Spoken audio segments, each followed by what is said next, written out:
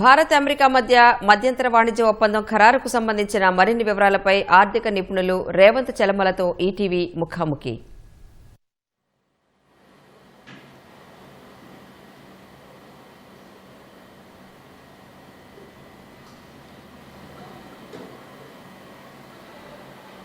Sir right. Bharat America వాణిజ్య మధ్యంతర ఒప్పందం భారత్కు ఏ విధంగా మేలు చేస్తుంది అనే విషయాన్ని మనతో పంచుకునేందుకు ప్రముఖ ఆర్థిక నిపుణులు రేవంత్ చలమల మనతో ఉన్నారు. సార్తో మాట్లాడదాం. ప్రస్తుతం సార్ మనతో ఉన్నారు. Sir good morning. Sir good morning. అయితే ఇప్పుడు భారత్ అమెరికా మధ్యంతర వాణిజ్య ఒప్పందం ఏదైతే జరిగిందో ఇది భారత్లో ఇన్వెస్టర్స్కి అట్లాగే ఏ రంగాలపైన మంచి ప్రభావం చూపే అవకాశం? సో గతంలో యావరేజ్గా మనం ఏదో 10 to 12% మనం ట్యాక్సేషన్లో ఉండేవాళ్ళము. తర్వాత ఈ రెసిప్రోకల్ టారిఫ్ వేయాలని నిర్ణయించుకున్న తర్వాత దాన్ని 25% తీసుకొని వచ్చారు. మనం రష్యా ఆయిల్ కొంటున్నాము అన్న ఒక నేపథ్యంలో ప్రపంచంలో ఏ దేశానికి పోయినప్పటికీ భారతదేశానికి ఇంకో అడిషనల్ 25% టారిఫ్ వేసి మొత్తంగా దాన్ని 50%గా తీసుకొని వచ్చారు. ఒక రకంగా భారతదేశానికి అటువంటి ఒక పరిస్థితి రావడం మంచిగా కూడా మారటం, మనకు అది యూకేకి ఒక ట్రేడ్ డీల్ని క్రియేట్ చేయడం, యూరోపియన్ యూనియన్తో ఒక ట్రేడ్ డీల్ని క్రియేట్ చేయడం, ప్రపంచ దేశాలు దాదాపుగా 5 ఒప్పందాలు ప్రపంచ దేశాలతో చేసుకోవడం ఒక రకంగా మంచిగా కూడా మారింది. హవెవర్ మనకి యూరోపియన్ యూనియన్తో ట్రేడ్ డీల్ చేసుకున్న తర్వాత బహుశా మనకి అమెరికా మీద కొంత ప్రెషర్ ఏమన్నా బిల్డ్ అయి ఉండొచ్చు. ఆ ప్రెషర్ నేపథ్యంలో ఇమీడియట్గా మనకి రెసిప్రోకల్ టారిఫ్ని తగ్గించడం, అదేవిధంగా ఏదైతే పెనాల్టీ టారిఫ్ ఎక్స్ట్రా 25%ని వేయటము, దాన్ని మొత్తం కూడా తగ్గించి దాదాపుగా 18% వరకు కూడా తీసుకొని వచ్చారు. సో దీనివల్ల మనకి పర్టికులర్గా టెక్స్టైల్ రంగం ఎక్కువగా బెనిఫిట్ తీసుకునే అవకాశాలు ఉంది. లెదర్ అయి ఉండొచ్చు, టెక్స్టైల్ ఇండస్ట్రీ అయి ఉండొచ్చు, ఇది ఎక్కువగా అడ్వాంటేజ్ తీసుకుంటుంది. At the same time jewellery కానీ జెమ్స్ కానీ వీటన్నిటి మీద కూడా మనకి ఆల్మోస్ట్ నియర్ టు 0% టారిఫ్ వరకు కూడా వచ్చే అవకాశాలు ఉన్నాయని చెప్పేసి కనపడుతుంది. సో నిన్న మనకి యూఎస్ అండ్ ఇండియాకి సంబంధించినటువంటి ఒక కామన్ అనౌన్స్మెంట్ అనేది మార్కెట్లో వింటున్నాము. అట్ ద సేమ్ టైం దీనికి సంబంధించినటువంటి అగ్రిమెంట్ అనేది మిడ్ ఆఫ్ మార్చ్, మరొక నెల రోజుల్లో మనకి దీనికి సంబంధించినటువంటి అగ్రిమెంట్ కూడా పూర్తి స్థాయిలో జరుగుతుందని చెప్పేసి అంటున్నారు. దాంట్లో మనకి ఇంతకు ముందుతో కంపేర్ చేస్తే పర్టికులర్గా auto components, automobile related components related exports ఏవైతే ఉన్నాయో వాటిని ఎక్కువగా యూజ్ చేసే అవకాశం ఉంది. దీనివల్ల మన భారతదేశంలో ఉన్నటువంటి ఆటో సెగ్మెంట్ మనం డైరెక్ట్గా కార్స్ని అమెరికాకు ఎక్స్పోర్ట్ చేయనప్పటికీ, యునైటెడ్ స్టేట్స్కి ఎక్స్పోర్ట్ చేయనప్పటికీ మనం కొన్ని యాక్సిలరీస్ అనేవి మనం అమెరికాకి ఎక్స్పోర్ట్ చేయడం అయితే గమనిస్తున్నాం. సో ఇప్పుడు జరుగుతున్నటువంటి ఈ ట్రేడ్ డీల్ వల్ల ఆటో సెగ్మెంట్ మరింతగా బలపడే అవకాశాలు ఎక్కువగా కనబడుతున్నాయి. ఎట్ ద సేమ్ టైం బోయింగ్కి కొద్దిగా బెనిఫిట్ జరిగే విధంగా మన ఇండియాలోకి ఇంపోర్ట్ చేసుకోవడానికి కొన్ని దారులు సులభతరం చేయడం కూడా మనం గమనిస్తున్నాం. సో రానున్న రోజుల్లో మన ఇండియన్ ఏవియేషన్ ఇండస్ట్రీ అభివృద్ధి చెందడానికి ఎక్కువ అవకాశాలు కనపడుతున్నాయి. ఎట్ ద సేమ్ టైం మనకి ఐటీ ఇన్ఫర్మేషన్ ఇండియాలోకి ఇంపోర్ట్ చేసుకోవడానికి ఇప్పటి వరకు మనం కేవలం సర్వీసెస్ని మాత్రమే బయట దేశాలకి ఎక్స్పోర్ట్ చేస్తూ ఉన్నాం. ఇవి ఏవైతే ఈ రంగాల్లో అభివృద్ధి సాధించడం ద్వారా భారత ఎకానమీ ఏ విధంగా ముందుకెళ్ళబోతుంది, దాని గురించి ఏం చెప్తారు సార్? సో గతంలో ఉన్నటువంటి పరిస్థితులతో మనం కంపేర్ చేస్తే ఇప్పుడు పెద్ద ఎత్తున మెరుగుపడిందా అంటే మనం అవుననే చెప్పాలి. దానికి గల కారణం చైనా మనకు ఒక డైరెక్ట్ కాంపిటీటర్ వంటిది.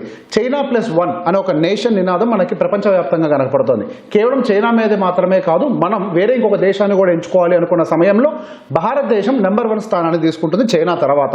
దానికి గల కారణం మన దగ్గర ఉండేటువంటి జనాభా. సో మన దగ్గర కూడా మ్యానుఫ్యాక్చరింగ్ ఇండస్ట్రీస్ని సెటప్ చేసి మన దగ్గర నుంచే అమెరికా ప్రపంచ దేశాలు అన్నీ కూడా ఎక్స్పోర్ట్స్ను కూడా ఎక్కువగా తీసుకువెళ్ళడానికి అవకాశాలు కనపడుతున్నాయి. దీనివల్ల మన భారతదేశంలో ఫారెన్ డైరెక్ట్ ఇన్వెస్ట్మెంట్స్, ఫ్యాక్టరీస్ ఇవన్నీ కూడా విపరీతంగా పెరిగి మన సగటు ఆదాయం కూడా పెరగడానికి ఎక్కువ అవకాశాలు కనపడుతున్నాయి. ఇప్పటివరకు యావరేజ్గా $2,500 పర్ క్యాపిటల్ ఇన్కమ్ ఉన్నటువంటి మన దేశం రానున్న రోజుల్లో ఒక డ్రాస్టికల్ జంప్ రానున్న రోజులు చూడటానికి ఎక్కువ అవకాశాలు కనపడుతున్నాయి. ఎట్ ద సేమ్ టైం ఈ textile and labour, textile related industries ఏవైతే ఉన్నాయో, ఆక్వా రిలేటెడ్ ఇండస్ట్రీస్ ఏవైతే ఉన్నాయో ఇవన్నీ హై లేబర్ డిపెండెంట్ ఆర్గనైజేషన్స్గా మాట్లాడుతూ ఉంటాం. సో ఎప్పుడైతే ఈ టారిఫ్ రిలేటెడ్ అనౌన్స్మెంట్స్ వచ్చాయో విపరీతంగా ఆ సెగ్మెంట్స్ అనేవి డబ్బులు కోల్పోవడమే కాదు, ఉద్యోగ కొరత అంటే ఉద్యోగాలు కూడా కోల్పోయారు ప్రజలు అక్కడ. సో ఇప్పుడు రానున్న రోజుల్లో ఈ ఎక్స్పోర్ట్స్ అనేవి మరింతగా బెటర్ అవటం అనేది రానున్న రోజుల్లో ఉద్యోగాన్ని కూడా మరింతగా పెంచే అవకాశాలు ఎక్కువగా కనబడుతున్నాయి. ఎట్ ద సేమ్ టైం మన టెక్నాలజీని కూడా పెద్ద ఎత్తున ఇంపోర్ట్ చేసుకునే అవకాశాలు ఉన్నాయి. డేటా సెంటర్స్ని మన భారతదేశంలోనే ఎస్టాబ్లిష్ చేస్తూ ప్రపంచంలోనే ఇండియాను డేటా సెంటర్స్ హబ్గా మారే అవకాశాలు ఎక్కువగా కనపడుతున్నాయి. ఈ డేటా సెంటర్ ఇంటిగ్రేషన్ ద్వారా ఫారెన్ డైరెక్ట్ ఇన్వెస్ట్మెంట్స్ అనేవి భారతదేశంలోకి ఎక్కువ రావటము, ఎట్ ద సేమ్ టైం మొన్న వచ్చినటువంటి బడ్జెట్లో 2047 వరకు దాదాపుగా 21 ఇయర్స్ వరకు కూడా ట్యాక్స్ హాలిడేని ప్రకటించడం ద్వారా 21 ఇయర్స్ వరకు కూడా వాళ్ళకి సంబంధించినటువంటి క్యాపిటల్ మన భారతదేశంలోనే ఉండడానికి ఎక్కువ అవకాశాలు కనపడుతున్నాయి. At the same time pharmaceutical రా మెటీరియల్కి సంబంధించి మనం గమనిస్తే 80% ఆఫ్ ద ఎక్స్పోర్ట్స్ అమెరికా మీద ప్రపంచం డిపెండ్ అవుతుంది. ఇంకొక 10% ఆల్రెడీ మన భారతదేశం దగ్గర ఉంది రా మెటీరియల్ పాయింట్ ఆఫ్ వ్యూలో.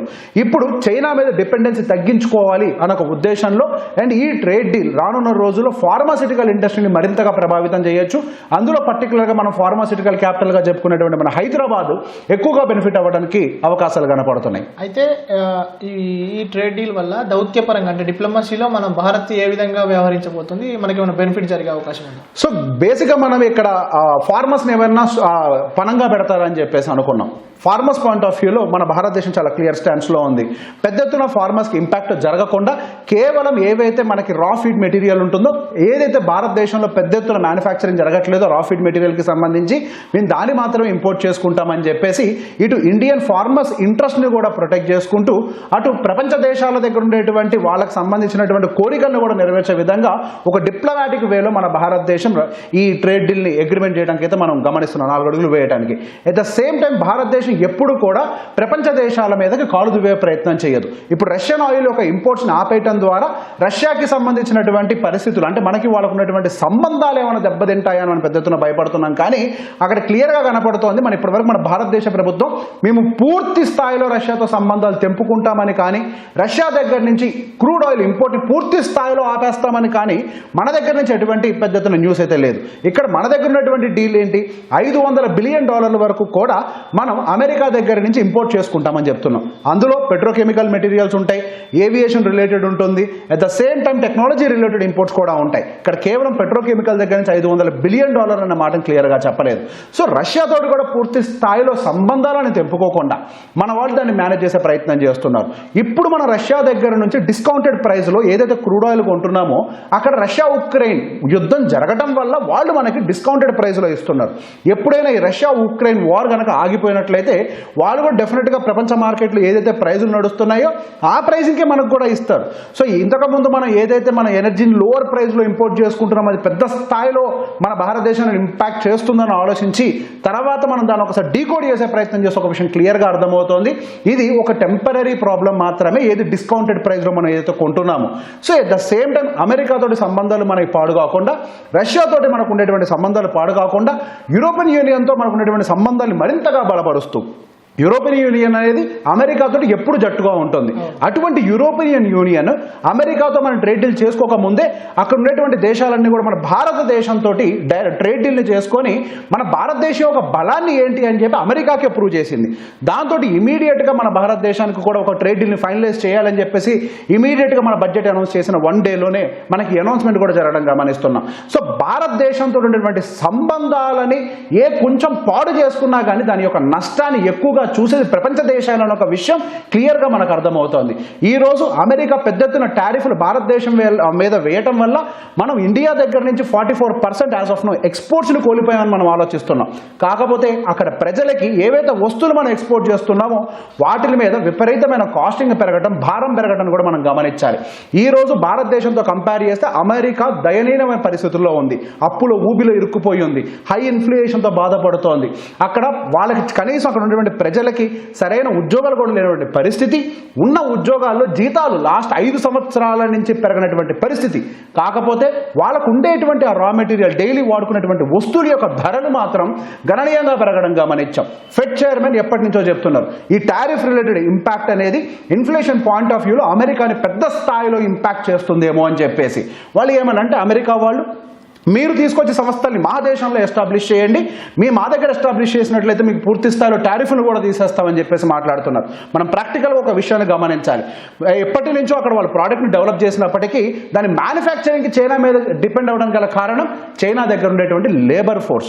అంతటి చీపర్ లేబర్ ఫోర్స్ అవైలబుల్ ఉంది కాబట్టి వాళ్ళ ప్రోడక్ట్స్ తక్కువ ఖరీదులోనే వాళ్ళు అక్కడ మ్యానుఫ్యాక్చరింగ్ చేసి ప్రపంచానికి అమ్మగలుగుతున్నారు ఒక కాంపిటేటివ్ ప్రైస్ తోటి. అటువంటిది మా అమెరికాలోనే కనుక ఒక యాపిల్ ఫోన్ని మ్యానుఫ్యాక్చర్ చేసే ప్రయత్నం ఒప్పందం చేస్తే దాని యొక్క ధర దాదాపుగా డబల్ టు త్రిబుల్ అయ్యే అవకాశాలు కూడా ఎక్కువగా ఉన్నాయి. దానికి గల కారణం హై లేబర్ కాస్ట్. సో ప్రాక్టికల్గా వాళ్ళ దేశంలో పెద్ద ఎత్తున మ్యానుఫ్యాక్చరింగ్ ఇండస్ట్రీని సపోర్ట్ పెట్టే అవకాశాలు కనిపించట్లేదు. అయితే ఇక్కడ మనం మాట్లాడే దాంట్లో అమెరికాకు సంబంధించి అట్లా వైట్ హౌస్ కానీ అట్లా భారత ప్రభుత్వం కానీ కంబైన్డ్గా రిలీజ్ చేసినటువంటి స్టేట్మెంట్లో రష్యా నుంచి పూర్తిగా ఈ చమురు కొనుగోలు ఆపేస్తాము అని చెప్పి భారత్ చెప్పింది. లేదా ఒకవేళ దీన్ని బ్రేక్ చేస్తే కనుక భారత్ పైన ఏ ఎక్స్టెంట్కైనా ట్రంప్ మళ్ళీ సుంకాలు విధించే అవకాశం ఉందని చెప్పి ఆ స్టేట్మెంట్లో పేర్కొన్నటువంటి విషయం ఉంది. అయితే నిజంగా కూడా ఇది జరిగే అవకాశం ఉందా భారత్ నుంచి యూఎస్కి? అక్కడ మనం క్లియర్గా వాళ్ళు రాసినటువంటి ఆర్టికల్ని మనం చదివినప్పుడు ఈ రోజు పొద్దునే మనకి వైట్ హౌస్కి సంబంధించిన అఫీషియల్ వెబ్సైట్లోనే దీనికి సంబంధించిన కామన్ అనౌన్స్మెంట్ అటు మన ఇండియన్ వెబ్సైట్లో అటు అమెరికన్ వెబ్సైట్లో కూడా అనౌన్స్మెంట్ క్లియర్గా కనపడుతుంది. ఆపేస్తాము లేకపోతే దాన్ని గణనీయంగా తగ్గించేస్తాము అని రాశారు, కానీ పూర్తి స్థాయిలో ఆపేస్తాము అని ఒక క్లాజ్లో మాత్రం అది కనిపించేటువంటి పరిస్థితిలో లేదు. మీరు చెప్పిన మాట నిజం. రాత్రి నిద్రపోయి పొద్దున నిద్రలేసే లోపల రాత్రి కల్లోకి ఏదొస్తే అది మాట్లాడే పరిస్థితిలో అక్కడ ట్రంప్ ఉన్నాడు. అది వాస్తవ పరిస్థితి. ఒక రోజు భారతదేశం నా స్నేహితుడు అంటాడు, మరొక రోజు నేను ఇండియా మీద దాదాపుగా 500% టారిఫ్ వేస్తానని చెప్తాడు. సో ఇప్పుడు రానున్న రోజుల్లో ఇప్పుడు ఇంతకుముందు ఏదైతే ప్రవర్తన ఉందో ఆ ప్రవర్తన కొనసాగించే అవకాశాలు లేవు. దానికి గల కారణం ఆల్రెడీ వాళ్ళకు కూడా ఒక క్లారిటీ ఉంది. ఇండియా అనేది కేవలం అమెరికా మాత్రమే డిపెండ్ కావట్లేదు. ప్రపంచ దేశాలన్నీ గేట్లు ఓపెన్ చేస్తున్నాయి.